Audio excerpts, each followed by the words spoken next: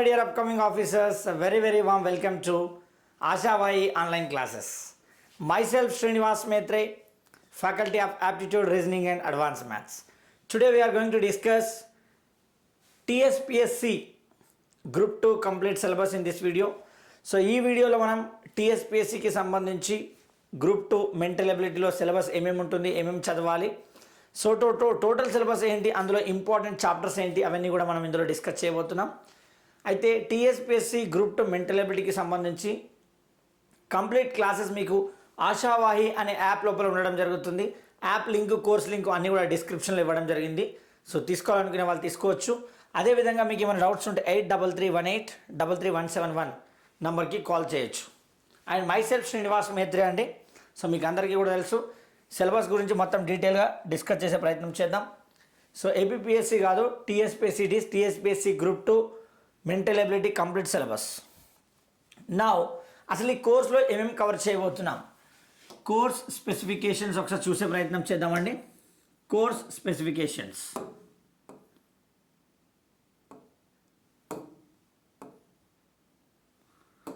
Course specifications ఒకసారి చూసే ప్రయత్నం చేద్దాం. 100% సిలబస్ కవరేజ్. సో మొత్తం 100% మనం సిలబస్ని కవర్ చేయబోతున్నాం. సిలబస్ని ఇంకా ఎక్కువనే, అంటే మీకు సిలబస్లో ఇచ్చిన దానికంటే ఇంక ఎక్కువనే చెప్తాను, ఎందుకంటే ఒక్క బిట్ మిస్ అవ్వద్దు కాబట్టి. So mostly TSPSC group 2 paper 1లో ఉంటుంది మీకు. అందులో 25 మార్కులు వచ్చే ఛాన్స్ ఉందండి. 25 మార్క్స్ వచ్చే ఛాన్స్ ఉంటుంది మనకు, మినిమం 25. అయితే లాస్ట్ టైం మనకి మొన్న టీఎస్పీఎస్సీ గ్రూప్ 4 ఎగ్జామ్ జరిగింది కదా, అందులో ఇంగ్లీష్ 40 మార్క్స్ వచ్చింది. జనరల్గా అంతకుముందు 25 అంటే 40 వచ్చింది.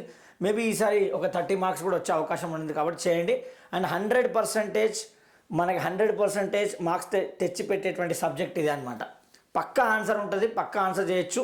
కొంచెం కష్టపడితే 100% మార్క్స్ తీసుకురావచ్చు. రైట్, నా క్లాసెస్ కరెక్ట్ వింటే. ఇక లేటెస్ట్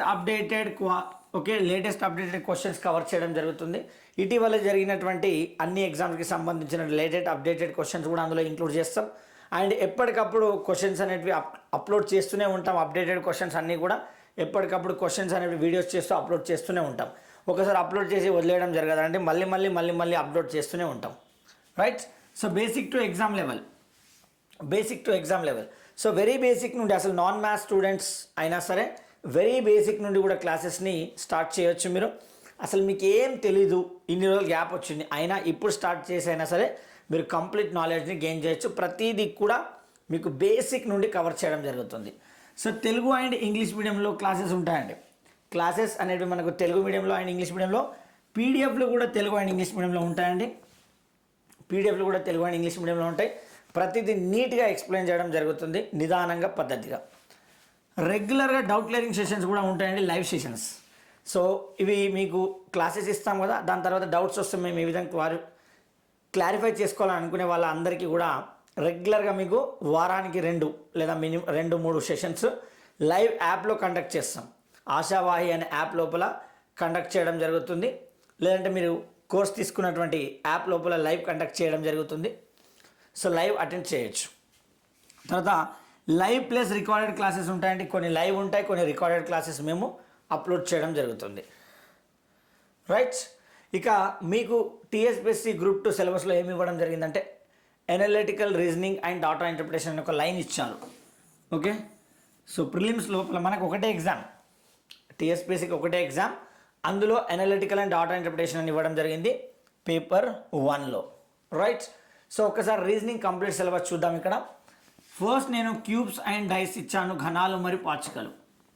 గుర్తుపెట్టుకోండి, ప్రతి క్వశ్చన్కి నేను ఫస్ట్ ఏం డిస్కస్ చేస్తానంటే ఫస్ట్ కాన్సెప్ట్ డిస్కస్ చేస్తానండి.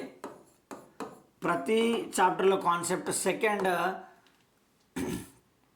సెకండ్ ప్రాసెస్ డిస్కస్ చేస్తాను, కాన్సెప్ట్ ద్వారా process. Third short cut discuss చేస్తాను. ఫోర్త్ ఆప్షన్ ఎలిమినేషన్ డిస్కస్ చేస్తానండి. ఓకేనా.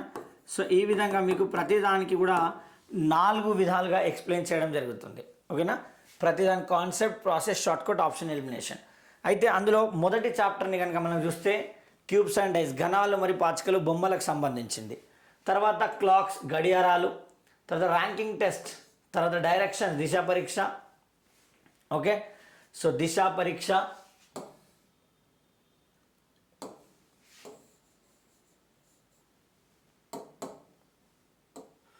తర్వాత బ్లడ్ రిలేషన్ రక్త చరిత్ర వస్తుంది, రక్త పరీక్ష, రక్త చరిత్ర ఆర్జీవీ తీసిందిగా అదే వచ్చేస్తుంది.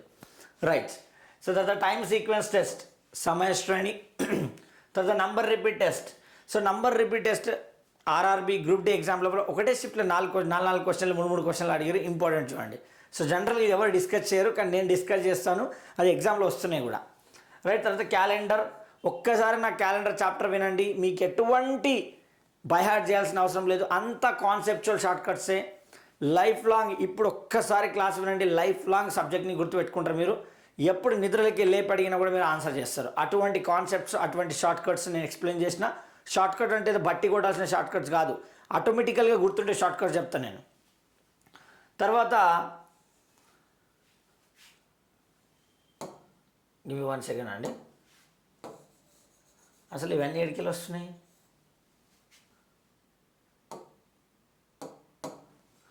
తర్వాత వచ్చేసి వెన్ డయాగ్రామ్ అండి.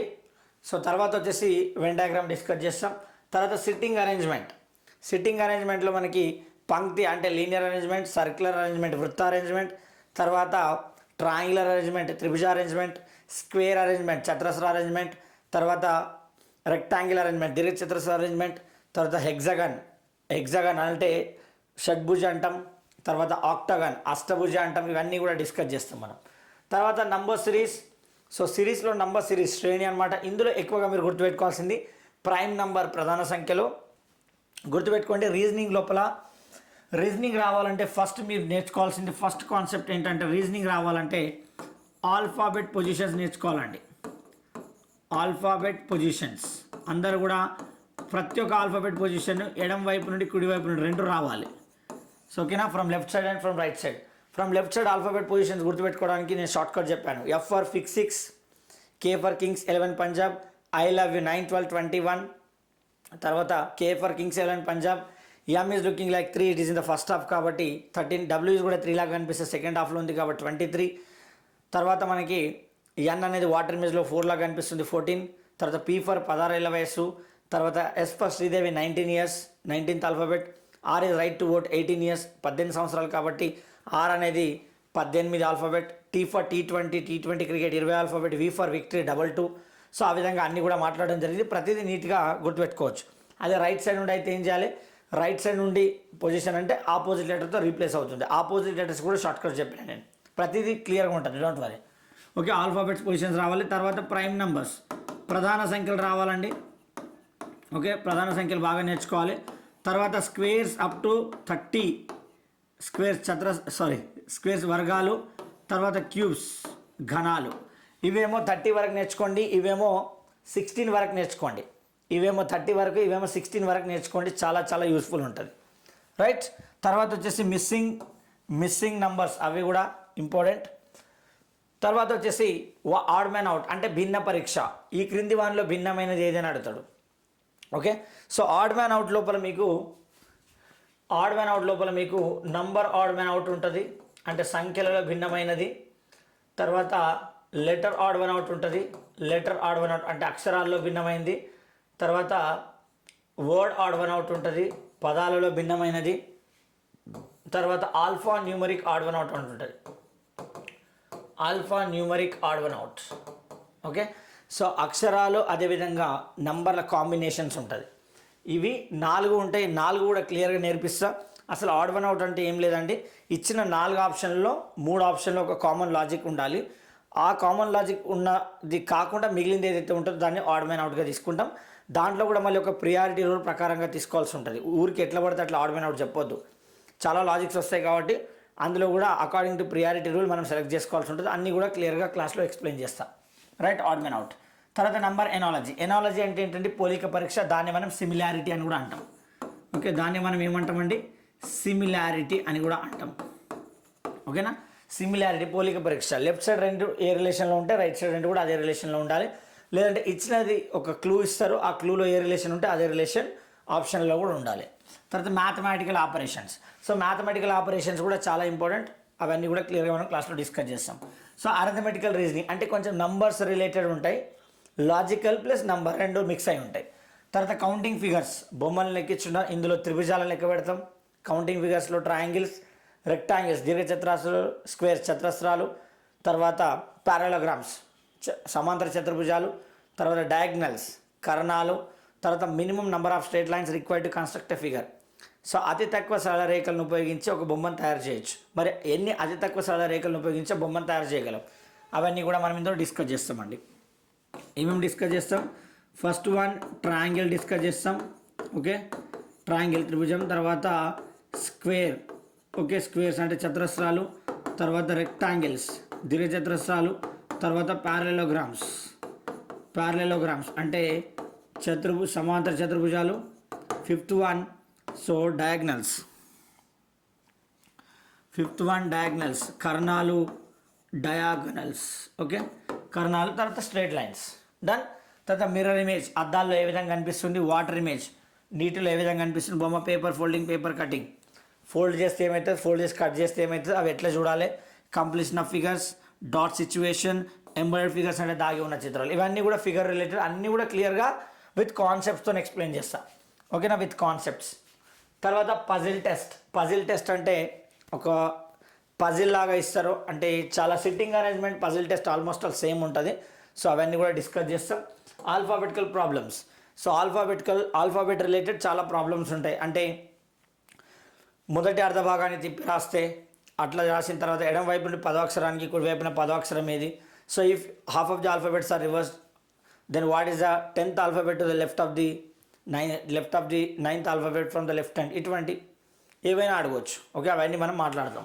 తర్వాత letter series, already letter classification, word classification, repeated series or దీన్ని కంటిన్యూస్ సిరీస్ అంటాం. తర్వాత letter analogy, alpha numeric series, alpha numeric analogy, coding, decoding, logical sequence of words అంటే ఒక సీక్వెన్స్ ఉంటుంది వర్డ్స్లో, అవన్నీ కూడా డిస్కస్ చేస్తాం. సపోజ్ ఎట్లా ఉంటుందంటే లాజికల్ సీక్వెన్స్ ఆఫ్ వర్డ్స్ అంటే ఒక ఇంటి లోపలికి వెళ్ళి తాళం తీయాలి. ఫస్ట్ ఏం చేయాలి, ఇంటి లోపలికి వెళ్ళి తాళం తీయాలి అంటే ఒక గది లోపల, ఒక బీరువా లోపల ఒక హార్డ్ డిస్క్ ఉంది, హార్డ్ డిస్క్ని తీసుకురావాలి, ఇంటికి తాళం వేసిన. అప్పుడు ప్రాసెస్ ఏంటి, ఫస్ట్ ఇల్లు తాళం తీయాలి, తర్వాత డోర్ తీయాలి, తర్వాత గదిలోకి వెళ్ళాలి, తర్వాత బీరువా డోర్ ఓపెన్ చేయాలి, అప్పుడు బీరువాలో ఉన్న హార్డ్ డిస్క్ తీసుకోవాలి. ఈ విధంగా ఒక step by stepney logical sequence of words అంటాం. చాలా ఉంటాయి అటువంటి చెప్తా. తర్వాత సిలాయిజం. ఓకేనా, సిలాయిజం. తర్వాత చూసుకుంటే డిక్షనరీ ఆర్డర్, డిక్షనరీలో ఏ విధంగా అమర్చుతాం అనేది. తర్వాత వర్డ్ ఫార్మేషన్, సో పదాలని అమర్చడం అంటే తయారు చేయడం కొన్ని వర్డ్స్ ఉపయోగించి. తర్వాత అసర్షన్ రీజన్, తర్వాత ఫిగర్కి సంబంధించి odd one outs. Okay, assertion reason ఇక్కడ ఇంకొన్ని మిస్ చేశానండి. చూడండి, స్టేట్మెంట్ అండ్ అజంప్షన్స్. ఓకేనా, స్టేట్మెంట్స్ అండ్ అజంప్షన్స్. తర్వాత 43 స్టేట్మెంట్స్ అండ్ ఆర్గ్యుమెంట్స్. తర్వాత వచ్చేసి 44 statements and course of action. తర్వాత 45 వచ్చేసి స్టేట్మెంట్స్ అండ్ కంక్లూజన్. సో ఇంకా మిగిలినవన్నీ కూడా ఎక్స్ట్రా కింది కవర్ చేస్తాం. చూడండి, స్టేట్మెంట్ ఇస్తారు, అజంప్షన్. ఇక్కడ చూడండి 4 కూడా మీకు లాజికల్ రీజనింగ్ కిందికి వస్తాయి. యాక్చువల్గా దీన్ని క్రిటికల్ రీజనింగ్ అని కూడా అంటాం. ఈ లాజికల్ రీజనింగ్ లోపల ఏంటంటే ఈ స్టేట్మెంట్కి సంబంధించిన అజంప్షన్ ఉందా లేదా చూడాలి. సొంత నిర్ణయాలు ఏవి కూడా అక్కడ అమర్చొద్దు. ఇచ్చిన స్టేట్మెంట్ సంబంధించి ఇచ్చిన అజంప్షన్లో ఉందా లేదా, ఆ అజంప్షన్ ఆ స్టేట్మెంట్స్ని బలపరిచే విధంగా ఉందా లేదా అనేది మాత్రమే చూడాలి తప్ప మన సొంత నిర్ణయాలను ఏవి కూడా అక్కడ పెట్టకూడదు. ఇంకోటి, ఈ 4 కాన్సెప్ట్లో కూడా పర్మనెంట్. ఇప్పుడు ఈ కోర్స్ ఆఫ్ యాక్షన్ ఉంది. ఇప్పుడు ఒక సిచ్యువేషన్ జరిగినప్పుడు యాక్షన్ తీసుకోవాలి. ఆ యాక్షన్ ఎలా ఉండాలంటే ప్రజలకు హాని కలగకూడదు, సొసైటీకి హాని కలగకూడదు, ప్రభుత్వానికి డ్యామేజ్ అవ్వకూడదు, అదేవిధంగా అది పర్మనెంట్ సొల్యూషన్ అయి ఉండాలి. సో ఇటువంటి అన్నీ కూడా మనము ప్రతి దాంట్లో కూడా రూల్స్ అండ్ రెగ్యులేషన్స్ ఉంటాయి. అవన్నీ నీట్గా ఎక్స్ప్లెయిన్ చేస్తాం ఈ యొక్క రీజనింగ్ చాప్టర్స్లో. సో చూడండి, కంప్లీట్గా అన్నీ ఒకసారి వినండి, ఫుల్ ప్లెజర్ నాలెడ్జ్ వస్తుంది. మీకు ఎన్ని మార్క్స్ వచ్చినా కూడా 100% మార్క్స్ తెప్పించే బాధ్యత నాది. సో దీంతో పాటుగా మనకి డాటా ఇంటర్ప్రిటేషన్ ఒక కాన్సెప్ట్ ఇచ్చారండి దీంట్లోనే. దీంతో పాటుగా మీకు డాటా ఇంటర్ప్రిటేషన్ అని కూడా ఇచ్చారు. డాటా ఇంటర్ప్రిటేషన్, ఓకేనా, డాటా ఇంటర్ప్రిటేషన్ అని కూడా ఇచ్చారు. అందులో మీకు ఒకటి బార్ గ్రాఫ్ వస్తుందండి, బార్ గ్రాఫ్. సెకండ్ వన్ వచ్చేసి లైన్ చార్ట్ వస్తుందండి, సెకండ్ వన్ లైన్ చార్ట్ వస్తుంది. థర్డ్ వన్ వచ్చేసి ట్యాబులర్ ఫామ్ వస్తుంది, టేబుల్ రూపంలో. Third one tabular form. Fourth one వచ్చేసి బార్ పై చార్ట్, అంటే వృత్తానికి సంబంధించింది ఇది. పై చార్ట్ కూడా ఉంటుంది. అంటే బార్లు అంటే పొడుగ్గా ఉంటాయి కదా లైన్స్, అటువంటి వాటికి లైన్లు సన్న లైన్స్ ద్వారా ఉంటాయి. టేబులర్ అంటే టేబుల్ ఫామ్లో డాటా ఇస్తారు. ఇవన్నీ కూడా డాటా ఇచ్చి దానిపైన బేసిక్ క్వశ్చన్స్ అడుగుతారు మీకు, ఓకేనా. అయితే ఈ డాటా ఇంటర్ప్రిటేషన్ కనుక మీకు రావాలంటే నేర్చుకోవాల్సింది ఏంటి? యాక్చువల్లీ మీకు జనరల్గా అయితే అర్థమెటిక్ పార్ట్ అడగట్లేదు, ఓన్లీ రీజనింగ్ పార్ట్ అడుగుతున్నారు. గ్రూప్ 1 కావచ్చు, గ్రూప్ 2 కావచ్చు. తెలంగాణలో ఓన్లీ రీజనింగ్ పార్ట్ అడుగుతున్నారు 25కి. ఇంకా అందులో కొంచెం డాటా ఇంటర్ప్రిటేషన్ అడుగుతున్నారు. అయితే ఆ డాటా ఇంటర్ప్రిటేషన్కి మీకు ఏ బేసిక్స్ చదవాలంటే, ఒకటి పర్సంటేజెస్ బేసిక్స్ నేర్చుకొని ఉండాలి, అంటే పర్సంటేజెస్ని ఫైండ్ అవుట్ చేయగలగాలి with shortcut form. Second one ratio and proportion basics రావాలి, రేషియో అండ్ ప్రపోర్షన్ బేసిక్స్ రావాలి. Third one simple interest. Fourth one compound interest రావాలి కొంచెం. So fifth one profit and loss, basics రావాలి. సిక్స్త్ వన్ అప్రాక్సిమేషన్ రావాలి, approximation. So ఈ 6 టాపిక్లని కనుక మీరు కొంచెం బేసిక్స్ని కనుక చదువుకోగలిగితే శాతాలు, లాభ నష్టాలు, బారు వడ్డీ, చక్రవడ్డీ, బారు వడ్డీ, నిష్పత్తి అనుపాతం, తర్వాత అప్రాక్సిమేషన్, లాభ నష్టాలు, ఇవి కొంచెం బేసిక్స్ వస్తే ఈ డాటా ఇంటర్ప్రిటేషన్కి సంబంధించిన ప్రతి ఒక్క క్వశ్చన్ మీరు సాల్వ్ చేయగలుగుతారు. ఓకే, ప్రతిదీ కూడా నీట్గా తెలుగు అండ్ ఇంగ్లీష్ మీడియంలో ఇవ్వడం జరిగింది మీకు. డోంట్ వరీ, ఎవ్వరు భయపడాల్సిన పని లేదు. Each and every point Telugu and English మీడియంలో ఉంటుంది. పీడిఎఫ్, క్వశ్చన్, ఎక్స్ప్లెనేషను, టర్మినాలజీ, ప్రతిదీ కూడా మీరు ఈజీగా అర్థం చేసుకోగలుగుతారు. ఓకేనా. ఒక్కసారి ఈ యొక్క కోర్స్ని కనుక మీరు పర్చేజ్ చేసుకున్నట్లయితే హ్యాపీగా మీకు బైకి 100% ఆఫ్ మార్క్స్ వచ్చే అవకాశం ఉంటుంది. ప్రతి ఒక్కరు కూడా ఈ యొక్క కోర్స్ని పర్చేజ్ చేయండి. పర్చేజ్ చేసిన వాళ్ళు రెగ్యులర్గా క్లాసెస్ని వినండి. క్లాసెస్ని విన్న వాళ్ళు ప్రాక్టీస్ చేయండి. డౌట్స్ ఉన్న వాళ్ళు మమ్మల్ని అడిగే ప్రయత్నం చేయండి. That's it. అంతకుమించి మీరు చేయాల్సిన పని ఏం లేదు. So keep on doing practice, just clarify your doubts, definitely you are going to get the subject. Sir APSC group 2 prepare అయితే మిగతా ఎగ్జామ్స్కి ఉపయోగపడతా అంటే ఎస్, 100% యూజ్ అవుతుంది. రీజనింగ్లో నా క్లాస్ విన్న తర్వాత ఇంకా ఎక్కడ ఏ క్లాస్ కూడా అవసరం లేదు.